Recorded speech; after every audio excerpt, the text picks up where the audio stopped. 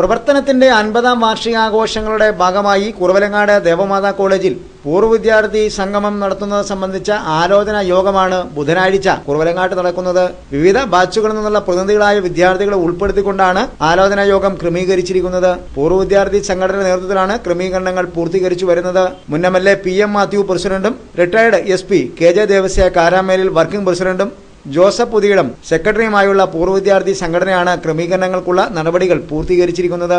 ഗാന്ധി ജയന്തി ദിനത്തിൽ മഹാത്മജിയുടെ സ്മരണകൾ ഉയർത്തിയാവും പൂർവ്വ വിദ്യാർത്ഥി സംഗമ ആലോചനാ യോഗം നടക്കുന്നത്. ഡിസംബർ 14-നാണ് ദേവമാതാ കോളേജിൽ പൂർവ്വ വിദ്യാർത്ഥി മഹാസംഗമം ക്രമപ്പെടുത്തിയിരിക്കുന്നത്.